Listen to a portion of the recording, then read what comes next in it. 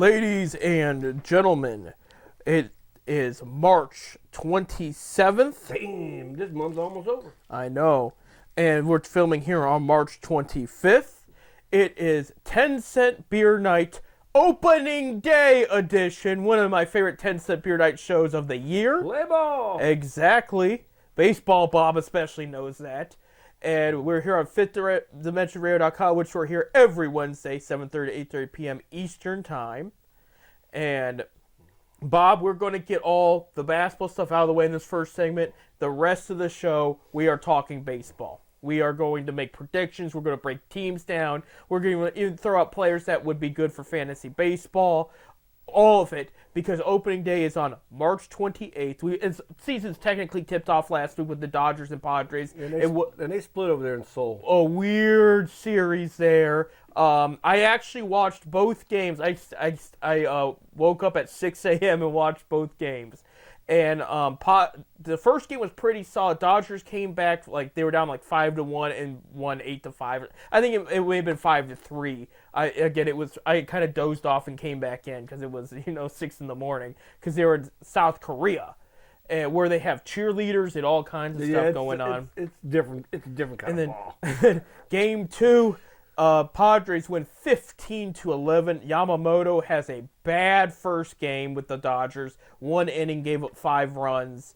And it was just weird. And then on top of that, now you have Shohei Ohtani drama, given his interpreter in illegal gambling. And now it's coming out.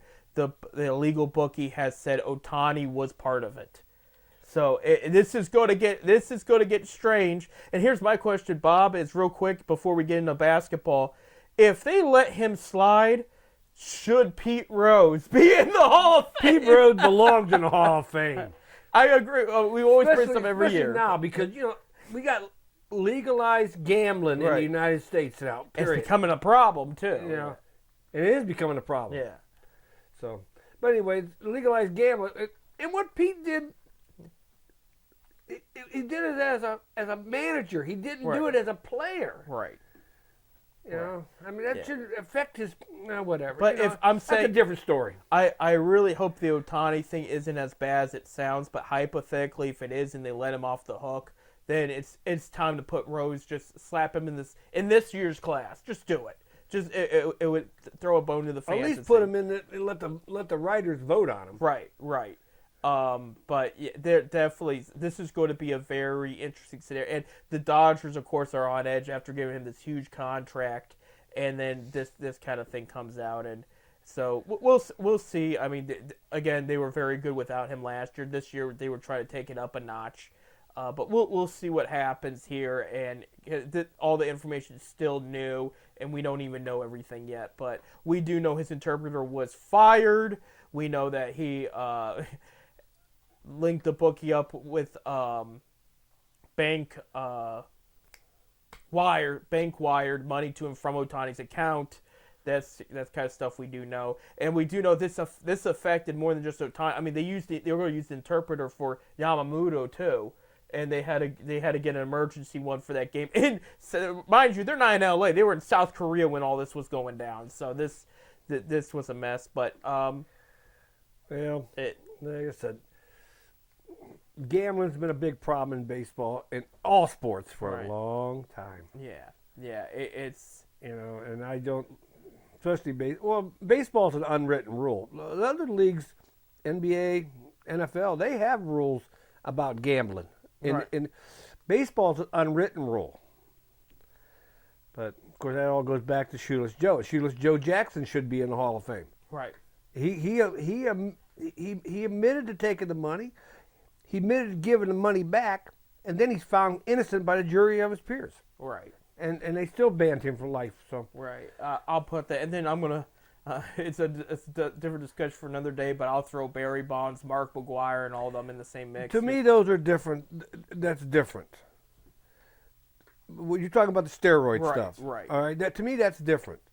Gambling is lotteries are legal. Right. So if a baseball player wants to walk into a convenience store and buy a lottery ticket, now he's gambling.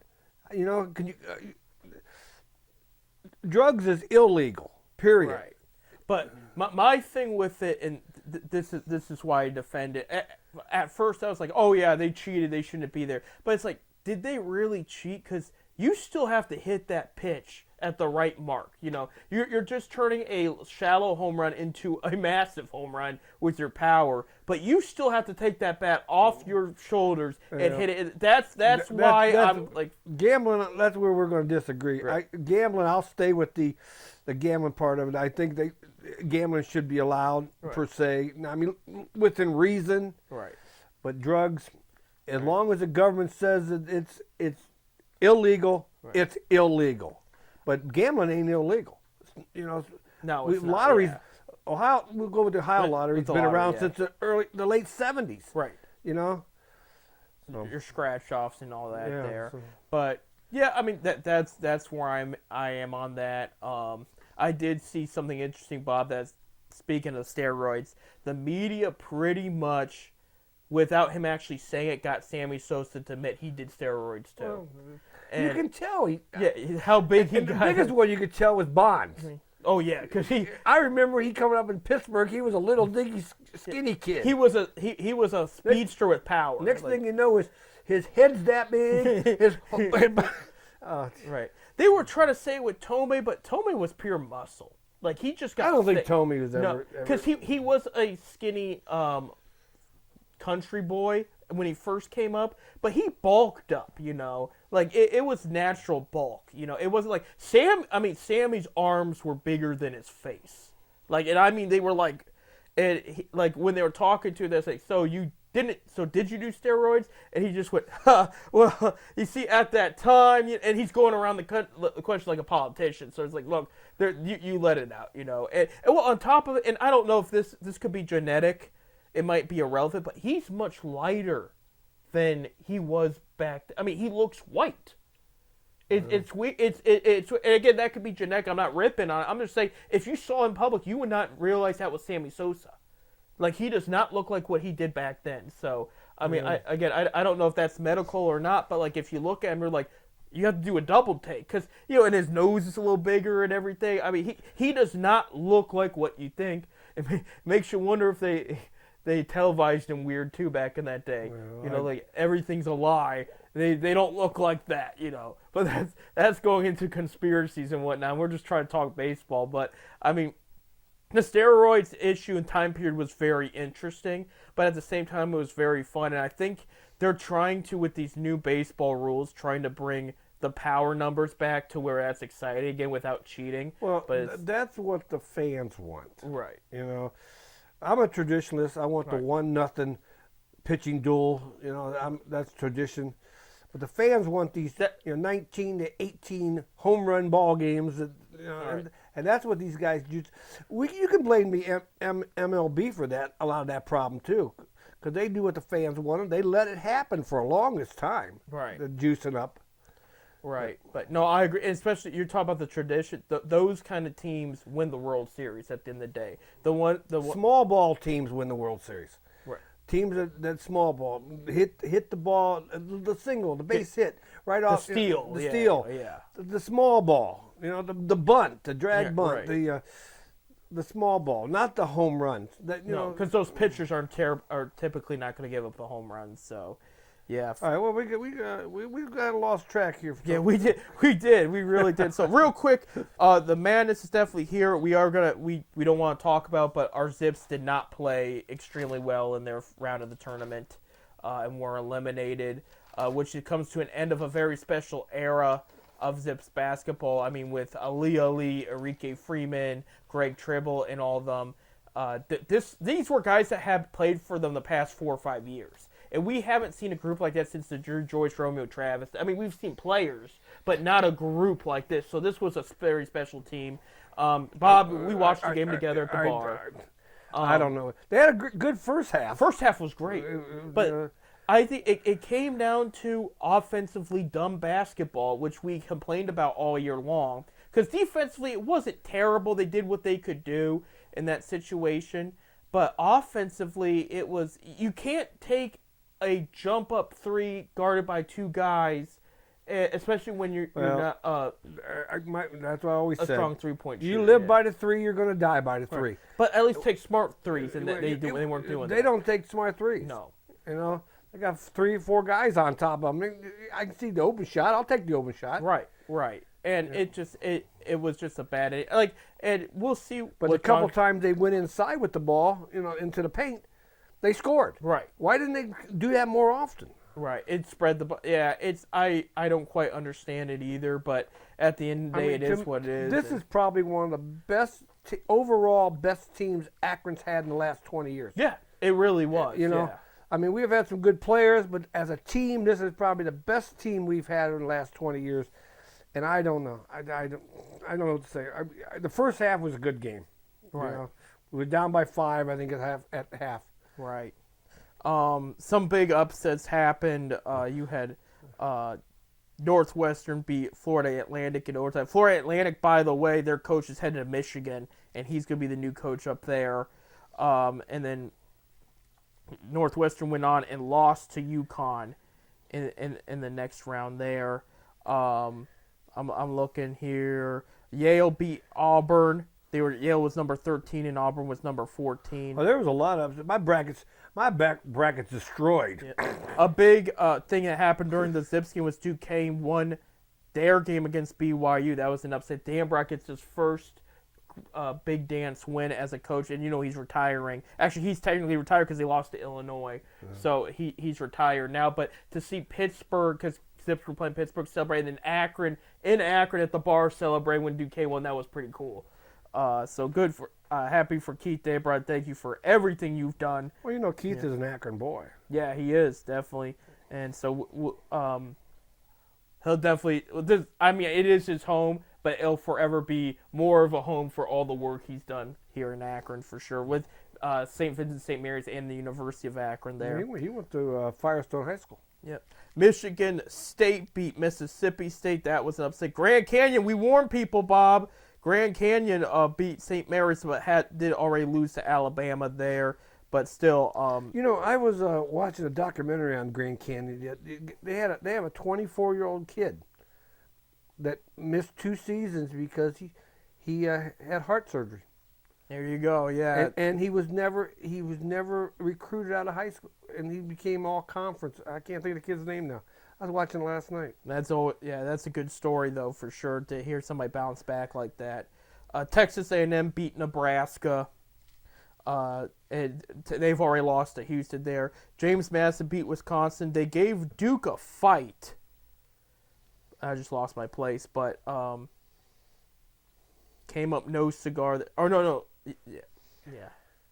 Damn it, my bracket's all over the place. Well, our Creighton, which would beat Akron, of course they're in the Elite 16. There you go. Oh, they did not give Duke a fight. They got beat by Duke. I'm thinking of another game where somebody almost advanced to the second round there. NC State beat Texas Tech. That was a big upset. They went on and played Oakland and beat them because Oakland upset Kentucky. Bob, get this. We've complained about how overrated Kentucky's system is. In the past 5 years, John Calipari has won one big dance game, one SEC tournament game. He's been upsetted twice in the big dance. He's missed the big dance once the past 5 years. What about, you think the Kentucky fans are a little pissed right now? I think they need to move on from John Calipari. It's just not working. They got one championship out of it, but that's a storybook program down there. Yeah, it is. Year in, year out, they're usually right there. Right. It hasn't been that way. Colorado upset in Florida. So that was a big one. They've already been beat by Marquette, though. Well, I do know that if you're playing brackets, right now there's no perfect brackets left anywhere. No. Number 11 Oregon beats South Carolina, but then lost to Creighton, the ones that beat Akron. That was it for your upsets in the first round there. Second round, I'm looking. It's pretty much straightforward. The bigger seeds have won the majority of the second round games there. Let me see. Yeah, actually, all of the higher seeds won in the second round. Oh, yeah. So we have the Sweet 16, which will start Thursday. And well, the East is Connecticut versus San Diego State. Yep. Illinois versus Iowa State. Iowa State. Over in the West, you got North Carolina versus Alabama. Yep. Alabama's been a good SEC program in basketball. And you got Clemson versus Arizona. Yep. And then you got the South, which begins Friday. Right. Houston versus Duke. That'll be a good one. North Carolina State versus Marquette. That'll be fun. Then on the other game, Midwest, you're going to go with Purdue versus Gonzaga, and Creighton versus Tennessee. There you go. Even though they beat the Zips, I'm wishing Creighton the best there in the tournament there. And I think they can beat Tennessee. I didn't know. Doug McDermott's dad is the coach there, and then Mike Miller Jr. Mike Miller played one season with the Cavs when LeBron James came back. His son is on that team, and he shoots threes like his dad too. So that's crazy there. But that's your bet. For the women's, Kent State did lose. Yeah, they lost. So the other MAC team there lost. Ohio State advanced. They advanced. But the Ohio State women got beat yesterday. Oh, did they get beat? Oh, sorry, they advanced in the first round, so they got beat, which is disappointing because they were really good this year. So, but they were beat yesterday. Yep. LSU and Iowa are still in it in the women's, and just keep an eye on that because again, the women's Big Four is in Cleveland. This I know year, eight teams so far has clinched for the Elite 16. For there's Sweet 16. There's a Sweet 16. There's 4 games. This being Monday, there's 4 games tonight, Monday night. So when you hear the show, there'll be the Sweet 16 will be announced for the women. Yeah, absolutely. We got a minute here real quick because I do want to talk a lot of baseball here. Cavs have not been playing well, lost 4 of their last 5 this past week. They went 1-3. They did beat the Pacers last Monday. They lost to the Heat by 3 on Wednesday. They lost to the Timberwolves 91-104 on Friday. And yesterday's game was just absolutely embarrassing. 84-121 they lost to the Heat. This week's games, there's only of March. Yeah, there's 11 games left. Yeah, there's 11 games. There's 4 games this week. Monday against the Hornets at home. Wednesday at the Hornets at New Orleans, right? Not New Orleans, excuse me, Charlotte. Sure. Friday they will play the 76ers, and Sunday they're in Denver. So 76ers, they've been iffy. Hornets, they should beat even without Donovan Mitchell. And then Nuggets, they beat the Nuggets earlier this year, but it was a whole different story. Actually, I think they beat him without Donovan in that one too. But Evan Mobley is back. He had 15 points yesterday, but I think they're going to be cautious. I don't know if he's going to play tonight because maybe he's ready to go back to back. I don't know. Mitchell will know later this week where they're at, but it's been bad. They're still 3rd place in the East, but the Knicks are behind them a half game. And then they're 1 game ahead of the 5th place one. So things could fall apart. They just haven't been playing well, and things need to change there.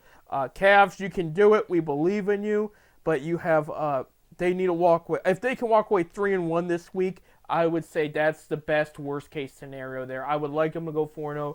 2-2, they're probably going to beat the Hornets, and that's it. And you got to make a statement in the league. You can beat Philly and Denver again.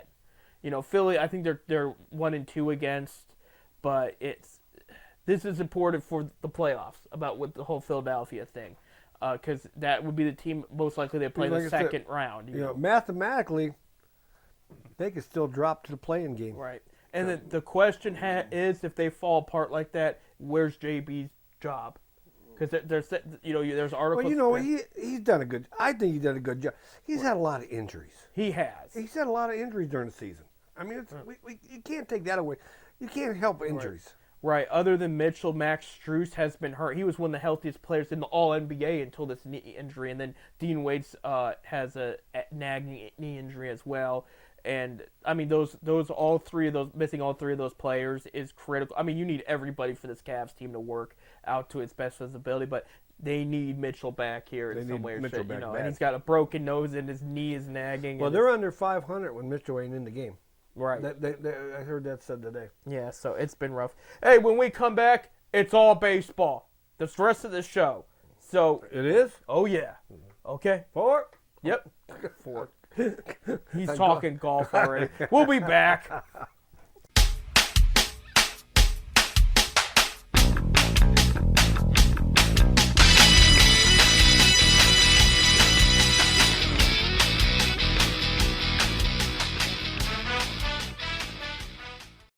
And we are back here on 10 Cent Beer Night, the official sports show of FifthDimensionRadio.com. Thank you guys for listening, and remember to follow the 10 Cent Beer Night Facebook page. We post updates and everything on there, so fun stuff, especially Northeast Ohio And sports. catch us on YouTube. Catch us on YouTube there for replays of the show here. But yeah, we have it all around. But Bob, it's that time of the year. It's like Christmas Day for big baseball fans. It is opening day this week, March 28th, where everybody will be playing, not just the Padres and Dodgers in South Korea, however they're handling that. But, I mean, how they handled it, it's over. But, I mean, which means they probably will have a couple more days off earlier in the season, I just thought of, like, because they're 2 games ahead of everybody right now. So, the thing I'm sure I haven't looked at the schedule. I'm sure they got it all figured out, but I did think that was kind of weird there. But, Bob, it is that time. We've had a whole off season. We've had a whole spring training season, and teams are sending their prospects down in the minor leagues. Well, they've been sending them down all spring. Yeah, but like all week, especially this past weekend, like the top prospect in the league, Jack, from the Orioles, their shortstop Jackson. I can't remember his name. I'm looking it up right now. He was sent down, and that was a big deal because he was sent down so he gets some playing time right off the bat. Jackson Holiday. I was right. That's his name. Yeah. So like some prospects are making the team, some are not. But the 26 man roster is getting finished. We are at that time. It's time for predictions, Bob, and talk about break down these teams and talk about their players. We are going to start with the American League East. We're going to go to the east side here, Bob, where it's the Tampa Bay Rays, the Toronto Blue Jays, the Boston Red Sox, the New York Yankees, and the Baltimore Orioles. Last year, the Orioles pulled off the division in the last week of baseball, with Tampa Bay had already clinched a playoff spot and officially took in the wild card. Now we look into this year. Some moves have been made.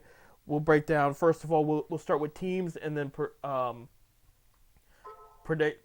Actually, no, we'll start with predictions. As far as the standings go, given what happened this past offseason, Bob, what are your thoughts on the American League East and why? I think Baltimore can repeat. You got Baltimore repeating. I got Baltimore repeating. Okay.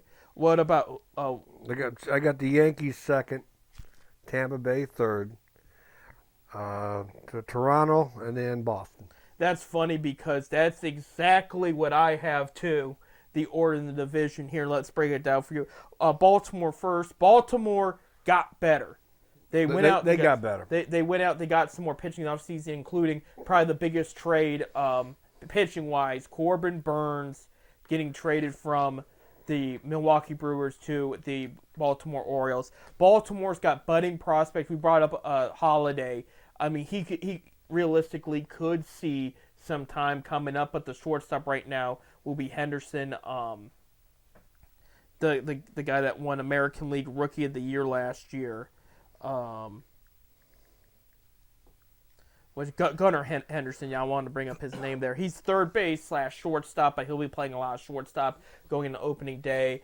This is a great hitting lineup for Baltimore going into the year, and this is much better pitching. I really like what they have on paper. I think after all those trades since the Manny Machado trade back in the day and some other trades they had done over the years and then the bad contracts with Chris Davis, all that has settled. This team is legit. What you saw that, and you remember me, Bob, high praising them last year before the season. I had predicted they were going to be the surprise team of the American League. You did. And I did not think they would win the division, but I told people this team is going to come out and fight.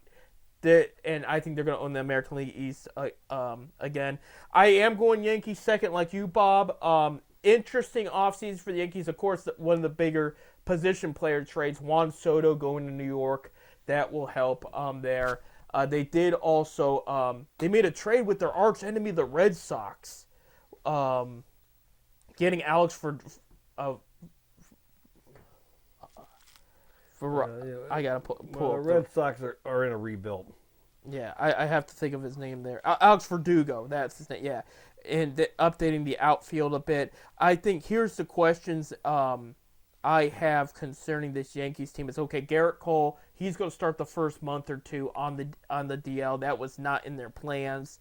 They are in talks about we do have one big name start pitching left in free agency. Jordan Montgomery is talking to both Boston and New York right now is the rumor. So he could end up in New York on that team there. The question lies, okay, Aaron Judge played well last year, but he was injured a lot. Can he stay healthy and honor that contract they gave him? The other guy, too, is Giancarlo Stanton, excuse me. I almost said Santana. He's had a great spring. There was one game he hit 3 home runs. Okay? He has not been great since he's been a Yankee. It's been struggling at the plate. I think Way had one decent year. I think it was 2020, actually, the short season. He had a decent season. But if those guys can get it together, that's going to be big for them, but they have to get it together. This pitching staff's weird. The bullpen's not bad. The starting pitching's got questions. They did add Marcus Stroman over the offseason, too, which he wins. He's not going to strike you out a lot of guys out, but he will limit damage at the plate, and he will win you games. So they've gotten better there, but I do think there's a lot of question marks going into the season with the Yankees, but it's nothing that can't come together over time. But they need certain players to step up to make it happen, but I do think they're going to be in that playoff run there. Number 3, we went Tampa Bay. Kind of a sad story for Tampa Bay, actually, because this was a young, vibrant team, basically what the 2010s Cleveland Indians were for the American League. This was a team where most of it was homegrown, a lot of great pitching, a lot of great hitting. Well, you have the Franco situation, so he's basically out of the picture for good, because given those messed up circumstances, he's probably not coming back. Now they do have backup plans as far as that's concerned. Amed Rosario will start as their shortstop, former Cleveland Guardian there. But they have budding prospects that could be ready to take the helm long term soon. The other problem is their pitching's injured. Shane McLaughlin, he will not see the mound this year. But Boz, their other top prospect, he's expected to miss a month or two.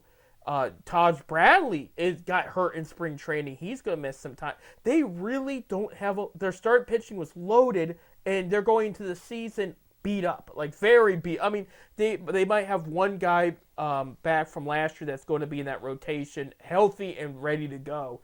But it's tough watching Tampa Bay because part of their spunk is gone. So is that how you feel about Tampa Bay too? Yeah. Going to see, yeah. And I'm agreeing with you. I'm shaking my head. Yes. Toronto Blue Jays almost pulled off the Shohei Ohtani signing. They did not. They didn't do much in the offseason as well. But I'll tell you what, Toronto's a team though that could surprise you. Right, great hitting. We're picking them 4th in the division, but they got some hitting. They'll be in the wild card conversation. Yeah, they'll be in the wild card. Of course, I think the wild card, most of the wild card is going to come out of the East. I really believe that. Yeah.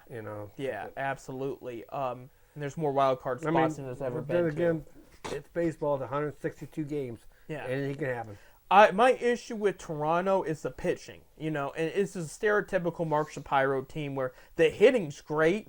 And the pitching's just okay. It's not bad, but it's not great either. And that's not what you want going into the playoffs as well.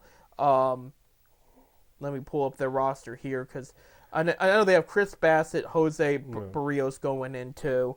We will see about what's his name? Yeah, Alek Moneo. Excuse me, Moneo. Yeah.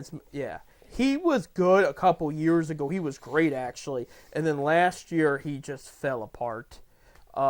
He went down to even single A because they ran out of spots in their minor leagues for him. They did add Justin Turner, who had a great season with the Red Sox last year. And they do have Joey Votto as of now. Yep. He could be headed down the minors. We don't know. But that's where they sit. But other the hitting, you still have Vladimir Guerrero Jr. in there. One of the better power hitters in the game. You still have George Springer. There's still a lot to like about this Blue Jays team going in, but they're in a tough division. there. And then we have Boston Red Sox. Weren't bad last year. They really weren't, but they're going to be in a total rebuild. They're in a rebuild. They were in a rebuild technically last year too, but like they didn't play bad. Like they were in the playoff conversation there for a while. But I'm looking at this team. There's not a lot of names you know. I mean, of course, Rafael Devers for fantasy's sake. I'm mentioning some of these names for fantasy baseball. Nitpick whatever you want. Masataka Yoshida is a good contact hitter there. A lot of their pitchers, especially their starters, it's going to be like a 4 ERA. They're going to give up a decent amount of runs, but it is what it is there. Moving on, we're going to go to the AL Central, which we know a lot because it includes the Cleveland Guardians, Chicago White Sox, Detroit Tigers, Kansas City Royals, and Minnesota Twins. Bob, what are you thinking here? Well, I am going to go with Minnesota. I think Minnesota is still the best team in the Central. Right. Central though is probably one of the worst divisions in all of baseball. Right. So anybody. There's 3 teams that could win that division. I'm going to go with Minnesota right now, but I really believe that it's going to be Minnesota, and then Detroit, and then Cleveland. Cleveland hasn't really done nothing this offseason. No. But if they're pitching, which you got probably the best starting pitching in baseball. Right. If the pitching holds up, we could, they can be in the run for that. The wild card team will not come out at Central. No. So, but I look for Minnesota, Detroit, and then Cleveland. Who's fourth? Kansas City, and then Chicago. Chicago's definitely in a rebuild year. I will tell you, I got Chicago dead last too. Chicago's gonna be rough. I mean, I'm pulling up this team now, but you can't even recognize that roster. But Kansas City, they went out and improved. They improved too. Right. They went out and spent some money this offseason. I think they spent $100 million. Was it not quite, but they did spend a good amount. It wasn't quite that. Yeah. They spent a good amount here. Let me see where's that here. He's looking there. Here's mine while he's looking. I just talked about bragging about the Orioles and them being the surprise team and everything. My surprise team of this year for the American League, I have the Detroit Tigers winning the American League Central and being the only team out of the Central in the playoffs. Number 2, I have Minnesota. There's a lot of experience there in Minnesota. They tend to play the American League Central well. My reason for Detroit, real quick, a lot of great budding stars on this team here. Oh, yeah. There's a lot of good stars. Yeah, and they showed some promise. I mean, the whole Javier Baez thing, that's a joke. I think I can see them trading or cutting him soon. I don't think he's going to really be there. The Riley Green, if he's healthy, he'll be good. Colt Keith, watch out for him. He's going to be mainly second and third base. Mainly second over third. But a lot of power. He signed an 8-year deal last year. It was one of those, the prospect, keep him long-term kind of thing. It's a new thing a lot of teams are doing. The Rays have done it a couple times already. Tarek Scuba, if he can stay healthy, he's going good. Spencer Torkelson, the first overall pick in 2020. He showed a lot of his power last year, but he's got to show better average. But this is an A.J. Hinch team that's ready to take it up a notch, okay? That being said, my third team, I have the Kansas City Royals going third. And I know this was a team that lost 100 games last year. A lot of budding stars, including pull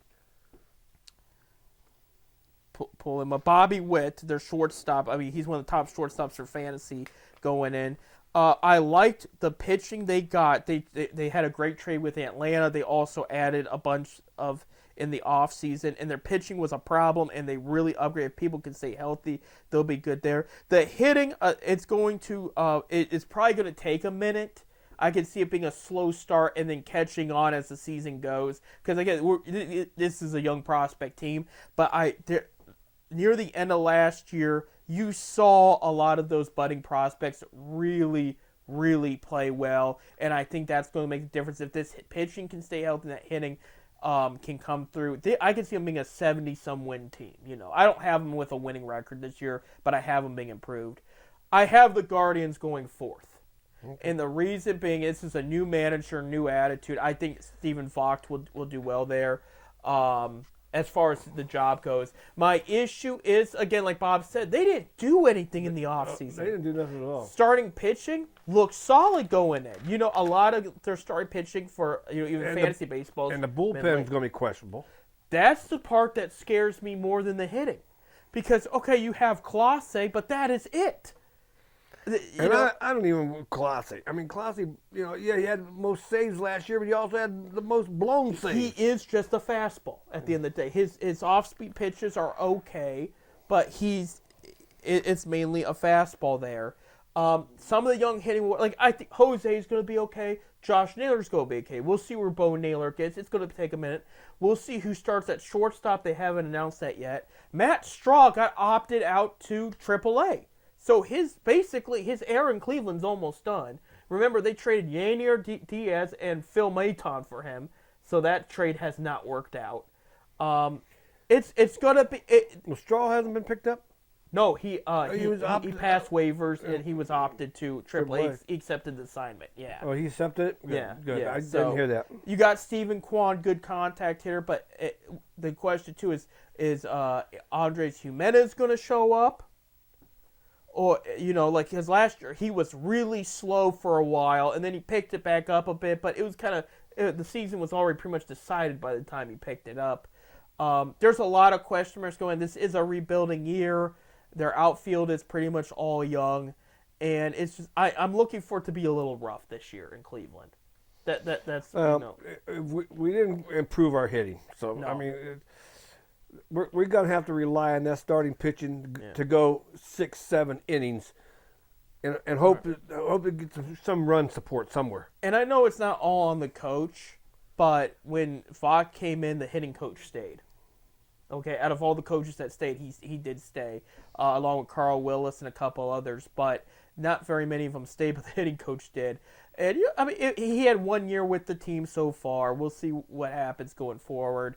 But, yeah, I will say the White Sox are definitely dead last. I don't think there's any hope from this. I mean, it's a mess. They're rebuilding. They lost about all their key players. I can see them being the worst team, if not in baseball, in the American League. Right. Even worse than Oakland. I will say for fantasy purposes, Luis Roberts, that's probably a guy you're going to want to get. Other than that, I mean, they trade Dylan Cease over break to the Padres, so he's gone even, and I should say over break over spring training, I should say. But yeah, I mean, I know a lot of Cleveland fans will not like to hear it, but I do have them going fourth. I could be right; they could be third. I don't see them higher than third. I see them third. I don't see them higher than third. No. It's gonna be between Detroit and Minnesota. We gotta take a break. When we come back, we'll do the rest of our predictions here on 10 Cent Beer Night.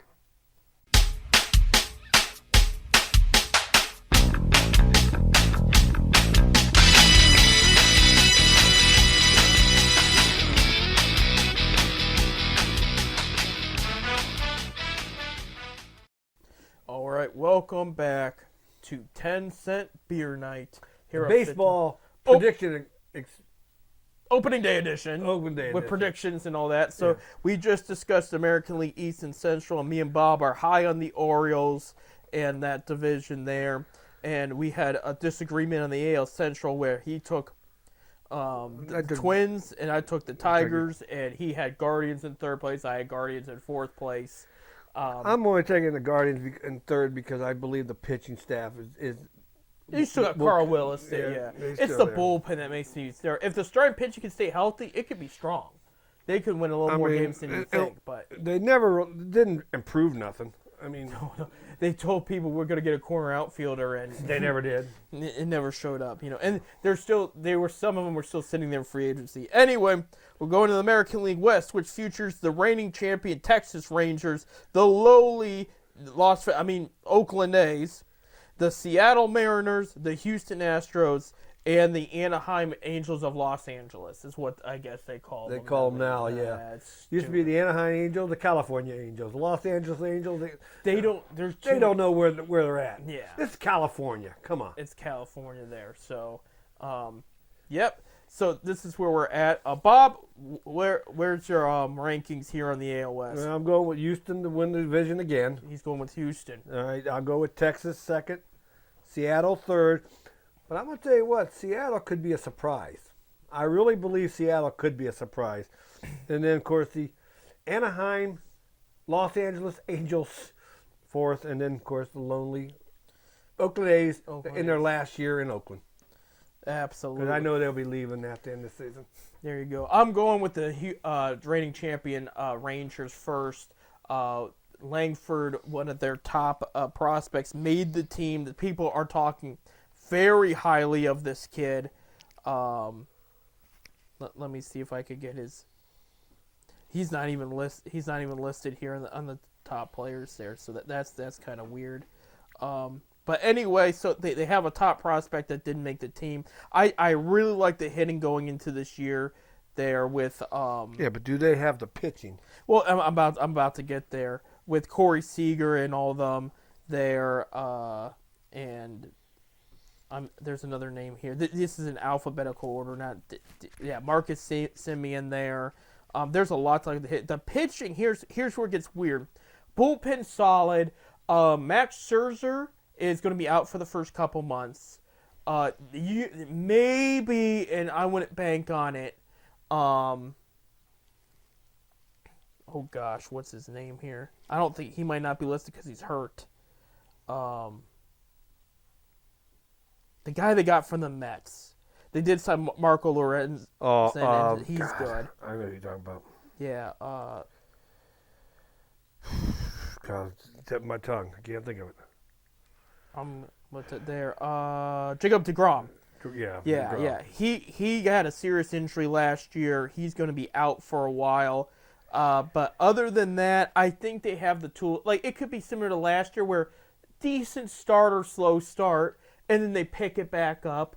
But I do really like what they have in paper. I think they got a lot of the mojo still from last year and winning it all. It's a very good team. It's a well-coached team. And I think there's a lot to like with this Rangers team. I think when it's all said and done, they're going to be first place. I am going Houston second. A lot of great talent still on this Houston roster. I question a little bit of the pitching there. I know, all right, Justin Verlander, he's getting up there, but he's also out for the first couple weeks of the season. Their hitting is phenomenal. They got a lot. Kyle Tucker, of course, I accidentally pressed a player there. You know who I'm going to miss in that lineup? Who? Michael Brantley. Michael Brantley retired. Alex Bregman, of course. Jose Altuve was the one I was thinking about. Jose Abreu, if he decides to show up last year, he did not. And, of course, Jordan Alvarez, one of the better power hitters for like a guy that's going to hit you 290 and 40-some home runs. I mean, he's a special player within himself. We were just talking about the Astros fleecing Cleveland. Well, the Astros fleeced the Dodgers, too, in that trade. They traded a relief pitcher for Yonder, and that really has worked out there. Then you have Yanier Diaz there. A lot of great hitters in this lineup. It's going to be because here's the thing: is their rotation is not bad with Jose Urquidy, I think you say today. It's Christian Javier. The issue, aside from Verlander, these guys give up a lot of runs. They're inconsistent. There'll be games where they'll get you 10 strikeouts, give up a run, maybe 2, and that's it. But there's going to be games where these guys can get up 5 or 6 runs a game. So that's my issue is with their starting pitching is the inconsistency. And then they have some great hard throwers in there, but it's, like I said, they will give up runs. This isn't like the team they had like 5 years ago with a couple key starting pitchers that would limit damage. This is a different group of guys. Not bad, able to win, but it's just not what it used to be there. Seattle, I completely agree with you. Young team. I mean, they could be a surprise. Right. It's going to come down to their pitching, and especially their starting pitching, because some of that was inconsistent. You had Brian Wu in the mix there. Luis Castillo had a great season last year. He was up for the Cy Young. Logan Gilbert, inconsistent. George Kirby, inconsistent. I mean, these guys, by the way, they have talent. They have great, what pitchers call stuff. Great, velocity, great control, but it's not always there game in and game out. Cal Riley's one of the better power hitting catchers there. You have, of course, Julio Rodriguez, the center field phenomenon there. just naming some fantasy names for you. But, I mean, there's a lot. Seattle's going to be a wing team. They're going to be in the conversation for that wild card, I think, though. I agree with the Angels there being fourth. There, I mean, you have Ron Washington is back as a manager for the first time since he was with the Rangers there. Parts of this Angels team I do like, but again, losing Ohtani really hurt. Yeah. I mean, you still got Mike Trout and all that, but I mean, and Rendon, if he decides to show up, and he hasn't shown up since he put that Angels uniform on. And it's just they need a little bit more, but there is some budding prospects coming up and starting to prepare to make their mark on the team, hopefully a positive mark, and go on from there. And then the A's, it's just been sad. They didn't do anything in the offseason.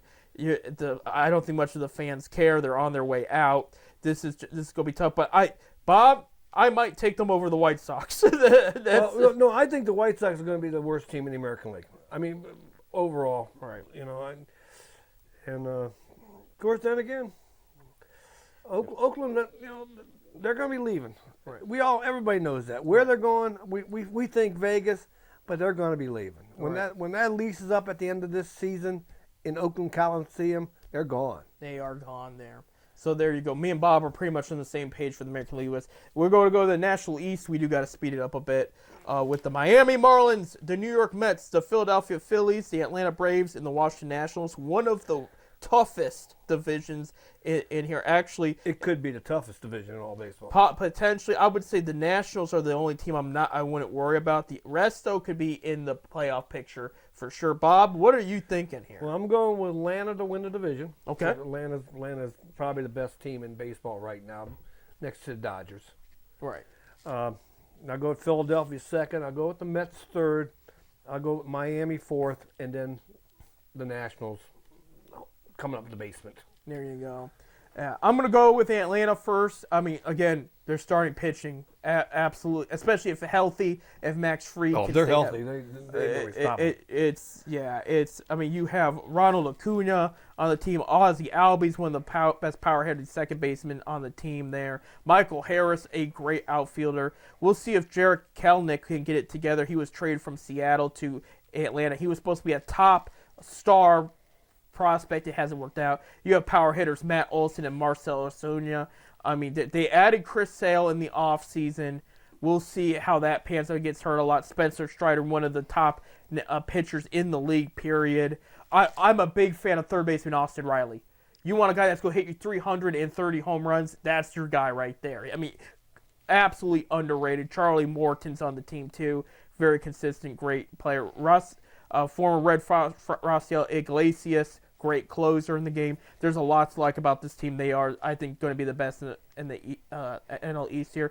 Give me the Phillies second here, Bob. A lot, again, just like similar to the Braves, a lot to like on paper here. Of course, you have Bryce Harper, who overall played very well, even coming off injury last year. We'll see if JT Realmuto has a better season. He's been kind of inconsistent the past couple years. Trey Turner, we'll see if he'll turn it around. He had a bad first year with them, but near the end of the season, he turned it around. He played very well, and he was big in the playoffs for them too. You got to look out for pitching with this team, a solid bullpen. And then you have, Zach Wheeler there. Tayshaun Walker's, he's a first half pitcher. The second halves are usually much less dominant. He just has not looked good the past couple second halves of the season. It's been pretty rough. They do have Whit Merrifield now. Aaron Nola, the ace there. But overall, very talented team. Phillies are going to be tough. I have the Miami Marlins going third. I like this team a lot, what they have up here. The only thing is they have serious pitching injuries going into the season there. They had their starting five already pretty much picked out, and now they're down to, I think, two of the original ideas there. I mean, Jesus Luzardo will be ready to go. Braxton Garrett's trying to get. He won't be ready when the season starts. So that's the reason why I picked him. I picked Miami fourth.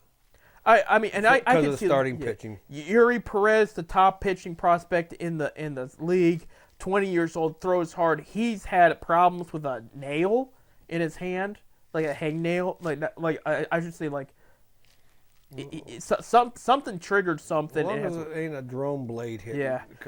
Sixto Sanchez, he's expected to miss the season.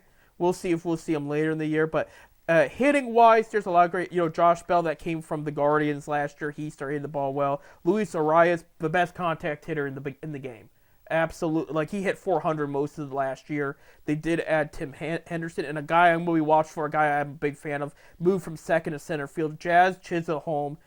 When he played well. He was hurt most of last year, but this is a guy, a good mix of speed and power. If he can stay healthy, I mean, a lot of fantasy leagues have him a little bit low, but he could be a low risk, high reward situation. I mean, a lot of talent there. Going with the Mets fourth, the Mets did not really do much with their roster. They still have a lot of talent there. Pete Alonso, a guy that will consistently hit you 40 home runs. They did add J.D. Martinez over the weekend. That should help their former Cleveland Indian. Francisco Lindor was the top hitting shortstop in the National League last year. There's some good. It's the pitching I'm a little concerned about. A lot of the pitching they had last year did not work out, and that's why I have them in fourth. I think the pitching is going to be the difference. Edwin Diaz, the closer, is coming back, so that's good. Nationals are rebuilding. There is a lot to like with this team. C.J. Abrams, a talented shortstop there. They did, let me see, Lane Thomas, an underrated outfielder too. But other than that, there isn't a lot they have going right now. It's rebuilding. National League Central, including the Pittsburgh Pirates, the Chicago Cubs, the Milwaukee Brewers, who won the division last year, the young budding Cincinnati Reds, and then the St. Louis Cardinals. Bob, I'm interested to see what you have in this division, because this division was crazy last year. Well, I look for the Cubbies to win it this year. He's got the Cubs to win. I got the Cubs to win it. I got St. Louis second. Now, they finished last year. Yeah, it was rough. But there's too much power in this team, and this team's too good to be a last-place team. Right. So if on paper, they could be one of the best teams in baseball, period. So I'm going to take them second. I am going with my Cincinnati Reds third. But if the pitching can hold out, they could make a run for this division because they got the bats. Right. And you heard me joke before about how bad they are. They're not bad. Right. Cincinnati's tough. Then I'll go with Milwaukee, which lost a lot this year in this offseason. Rough offseason. They lost a lot. And then, of course, Pittsburgh, personally, in my opinion, is in a rebuild. Right. So. I'll agree with some of that there. First place is going to be my National League surprise team pick. I am going with your Cincinnati Reds and winning the division there. Like I said, I think they could do it. A lot of budding talent all the way around on this team. There's a lot. Andrew Abbott, a great starting pitching there. Of course, everybody is talking about Ellie De La Cruz and the flash he showed last year. TJ Friedel, great contact hitter there. We'll see where Jonathan India comes. Like I said, I'm looking at the pitching. Right now, we got a decent starting pitching, but not a good starting pitching. Yeah, but you got one of the better closers, too. But there is rumor now, quote unquote, which I heard, that we're about ready to sign Trevor Bauer. That would be interesting. He has pitched well in the spring. He had 2 games, exhibition games. I would love to see it. Alexis Diaz, one of the hotter closers, too. I'm also a big fan of, I just had his name, Matt McLain, a great contact and power hitter. I have the Reds there. We lost a couple pitchers with Sonny Gray. Right. He moved. Oh, he's been gone. Yeah, he went to the Twins and now he's went to St. Louis. Yeah, so there you go. If we would have had him, I think we could. I would have probably picked him first. Yeah, the Cubs, I'm going second. Nothing really flashy here, but just a good team that played smart last year. We'll see if Cody Bellinger could come through on his surprise season that they had last year. Third, I am going with the Cardinals. There's a lot of talent here. They really went out of their way. They got some more pitching. You mentioned Sonny Gray was one. They're still in the talks with Jordan Montgomery. as you know, they brought Lance Lynn back. I mean, he was okay last year, better with the Dodgers than he was with the White Sox. Nolan Arenado is still on the team. Paul Goldschmidt is still on the team, guys, to watch out for. They added Kyle Gibson as well. And then Jordan Walker, one of the top prospects in the league. Watch out for him, but I do have him going third. I'm having the Brewers going fourth. They lost a lot of guys we mentioned. They did add former Cleveland Indian Carlos Santana, so that was good for them. But other than that, there's not much. They also have Jake Bowers. There's not much to write home about there. Last, I am going with the Pirates. You know, they showed a lot of spunk earlier last year. It did not pan out. There's a lot of rebuilding going on here. There's a lot to like coming up, but they're going to need another year. I agree. So, all right, real quick. Then we go to the National League West, which includes the San Diego Padres, the Los Angeles Dodgers, the Arizona Diamondbacks, the Colorado Rockies, and the San Francisco Giants. Dodgers won the division, but were upsetted by the Diamondbacks, who won the NL pennant, last season. Bob, what are you thinking? Well, I'm going with the Dodgers. Dodgers just too much there. Right. There's just too much there, especially with Ohtani. But, you know, we'll have to wait and see, because Arizona is going to be on their heels. Right. I really believe Arizona it could be between the Dodgers and Arizona to win the division. I'll go with San Diego third, and I'll go with San Francisco fourth, and the Colorado Rockies bringing up the rear. There you go. Real quick, because we're really low on time here. I am going with the Dodgers first. Amazing offseason with Ohtani, Yamamoto, Tyler Glasnow, Teoscar Hernandez, and still have the top minor league in the league. There's going to be a lot to like with this Dodgers team. So even if Ohtani gets in trouble, remember they didn't have him last year and they still won over 100 games. I am going Diamondbacks second. Great young budding team. This was not a fluke last year. There's a lot to like with this Diamondbacks team, and I really think that they're going to follow up and be in the playoffs there. Padres I have going third. If healthy, this team is pretty. I mean, they showed some good signs in those first two games in South Korea. They did trade away some guys. Some of the starting pitching, it's solid. But some of the bullpen, you got to question it. But again, they got that good pitching coach that was in Cleveland for a while. He's done a good job out there. I think they're going to be better than people think. But I just think they're either going to get one of those wild card seeds or they're going to fall short. San Francisco picked up Blake Snell over the weekend. I don't think it's going to be enough. I think they'll be okay. 70-some win team. But it's, you know. And then you got the Rockies. It's going to be a down rebuilding year. Nolan Jones, former Cleveland Guardian, though, he's making a lot of noise over there. A lot of people are excited about him. Good. And we'll see if there's another Guardian real quick. I know they cut Bradley Zimmer. Cal Quantrill. We'll see if he bounces back. But it's going to be a rough year for the Rockies. Quick, Bob. One last thing before we have to go. Who is your World Series matchup and who's going to win? Well, I'm going to go with Baltimore and the Dodgers. You're going with Baltimore and the Dodgers. And who wins it? The Dodgers. Dodgers do. I was leaning towards Baltimore, and I still might. I'm going to go with it. Part of me says I want to say Texas again to defend, but Baltimore's looking so good on paper. On paper, they're good. Yeah, and I could see Baltimore Dodgers winning 6, Ohtani or not. There's still a lot to like on this Dodgers team. And Dodgers are having some injured players are bouncing back and coming back up within a month or two. So, like, those guys aren't in the conversation yet, but they will be. Well, like I said, we got 162 games. It's going to be a wild ride. It's going to be a long season. Bob, we'll see who's right. We had a couple things right last year. We had a couple things very wrong last year, so we'll find out. That's the whole fun about this.